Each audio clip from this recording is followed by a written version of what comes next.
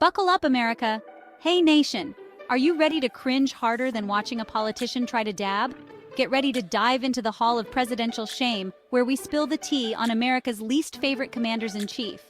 We're talking epic fails, questionable decisions, and enough drama to make a reality show jealous. Over the next few minutes, we're ranking the top 5 worst presidents in U.S. history. From scandals that rocked the nation to policies that made everyone say WTF, these presidents definitely didn't make America great. Actually, they kind of messed it up. But hey, at least they give us something to laugh about now, right? So grab your snacks, settle in, and get ready to learn about the presidents your teachers probably tried to skip over in history class. Trust me, you won't want to miss this wild ride through the Oval Office's greatest hits. Or should I say, greatest misses. Let's do this.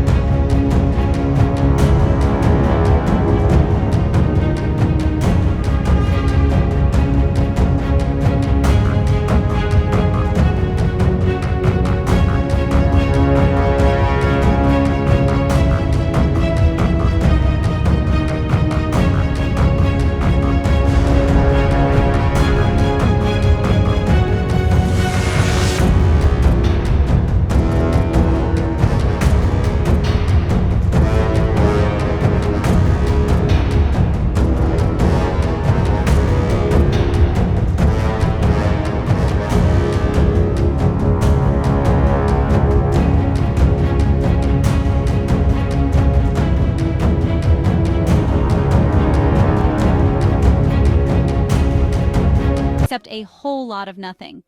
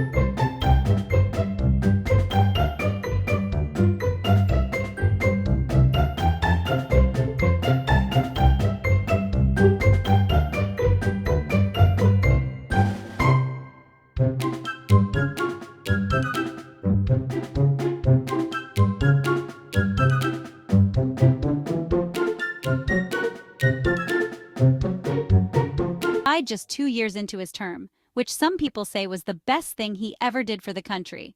So, cheers to you, Warren G. Harding, our 4th worst president. You taught us that even though the party might be fun while it lasts, the hangover can be brutal, especially when it involves a whole nation. Chapter 3. 3rd place, Andrew Johnson, the impeachment king, almost. Hold on to your hats, folks, because coming in at number 3 is Andrew Johnson, the president who loved to fight dirty, even with his own government. Johnson was a man who thrived on conflict, and he didn't care who he had to go up against, even if it meant battling his own allies. This guy was basically the human embodiment of a Twitter war, always ready to throw down over even the smallest disagreement. If there was a disagreement to be had, you could bet Johnson was right in the middle of it, stirring the pot and making sure everyone knew his stance. Johnson became president after Lincoln's assassination, which is kind of like inheriting a brand new car right after someone crashed it. The nation was in turmoil, and Johnson was handed the reins at one of the most critical junctures in American history. He had the impossible task of reuniting a nation torn apart by the Civil War, but instead of being a peacemaker, he basically just stirred the pot even more. Rather than soothing tensions, Johnson's actions often exacerbated the divisions, making an already difficult situation even worse. Johnson clashed with Congress over Reconstruction, vetoing bills left and right, and generally making life difficult for everyone involved. His approach to Reconstruction was controversial, to say the least, and his frequent use of the veto power only deepened the rift between him and Congress. He was so stubborn and confrontational that he actually became the first president to be impeached by the House of Representatives. His impeachment was a historic moment, marking the first time a sitting president faced such a severe rebuke from the legislative branch. He managed to avoid being removed from office by just one vote in the Senate.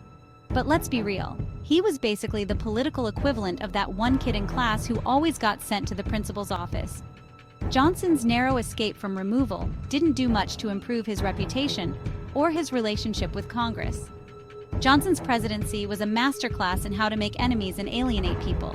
His confrontational style and unwillingness to compromise left him with few allies and many adversaries. He was stubborn, vindictive, and basically impossible to work with. His inability to work collaboratively with others only served to heighten the political tensions of the time. It's no wonder that his presidency is considered one of the most turbulent and divisive in American history. The legacy of his time in office is a testament to the challenges of leadership during a period of national crisis. So, congrats, Andrew Johnson. You've earned your spot as our third worst president. Your tenure is a cautionary tale of how not to govern during a time of national healing. You're a shining example of how not to handle power, and a reminder that sometimes it's better to just take a deep breath and walk away from the keyboard. In the end, Johnson's presidency serves as a powerful lesson in the importance of diplomacy, compromise, and the ability to work with others for the greater good. Chapter 4. Second place, Franklin Pierce, the president who made things worse. Way worse. Buckle up, buttercups, because coming in at number 2 is Franklin Pierce, the president who took a bad situation and somehow made it 1,000,000 times worse.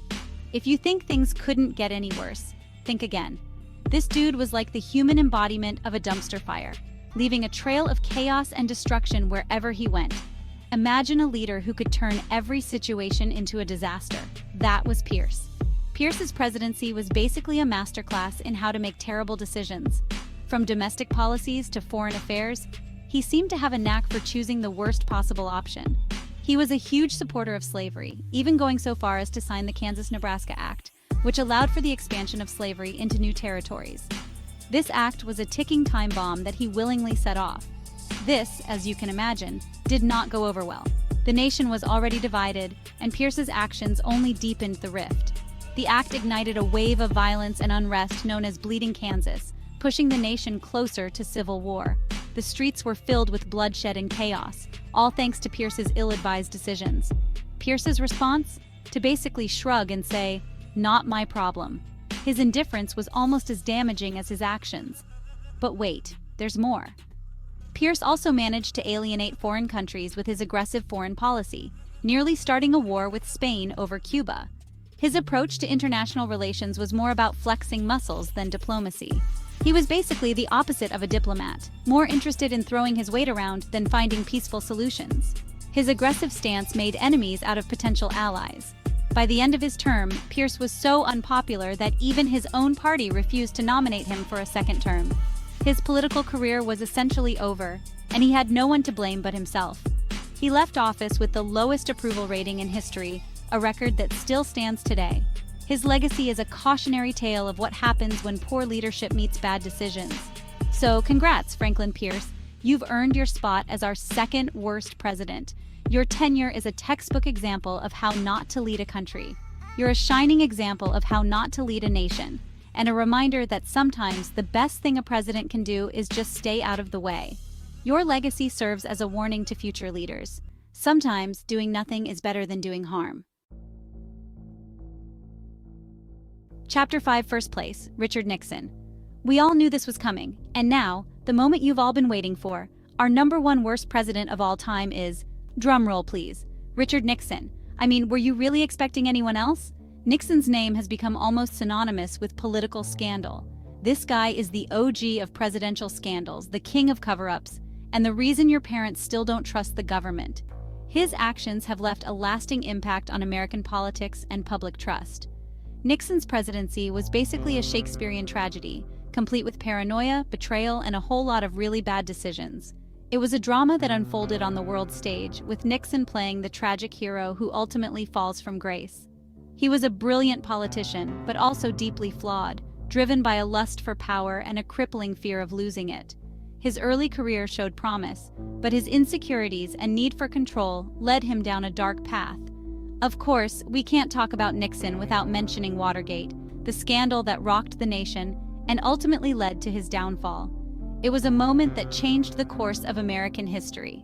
The nation watched in shock as the details of the scandal emerged, revealing a web of deceit and corruption that reached the highest levels of government. For those of you who slept through history class, Watergate involved a break-in at the Democratic National Committee headquarters, orchestrated by Nixon's re-election campaign, and a subsequent cover-up that reached the highest levels of government. It was a conspiracy that involved multiple officials and a series of illegal activities. Nixon, of course, denied any involvement, famously declaring, "I am not a crook." But his words did little to quell the growing suspicions and mounting evidence against him. But the tapes. Oh, the tapes. These recordings were the smoking gun that sealed his fate. Recordings made in the Oval Office revealed that Nixon had been lying all along and was deeply involved in the cover-up. The tapes provided undeniable proof of his guilt. Facing impeachment and certain removal from office, Nixon resigned in disgrace, becoming the first and only U.S. president to ever do so. It was a historic moment that underscored the gravity of his actions. He left the White House in shame, boarding a helicopter and waving goodbye to a presidency that had ended in scandal and dishonor. His legacy is forever tarnished by Watergate, a cautionary tale of the corrupting influence of power and the importance of accountability. It serves as a reminder of the dangers of unchecked authority. The Watergate scandal highlighted the need for transparency and the rule of law, showing that no one, not even the president, is above the law. So congrats, Richard Nixon. You've earned your spot as our worst president of all time. Your story is a stark reminder of the consequences of corruption and the enduring importance of integrity and leadership.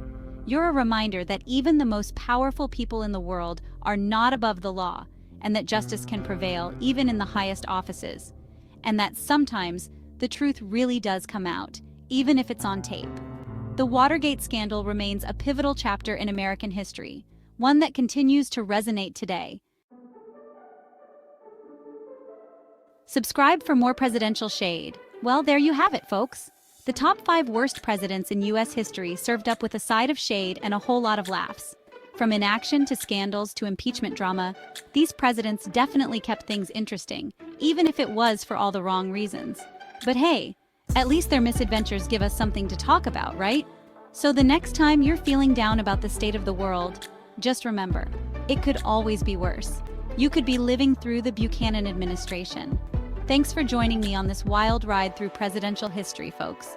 Don't forget to like, subscribe, and hit that notification bell for more hilarious history lessons. Until next time, stay informed, stay engaged, and most importantly, stay laughing and entertained.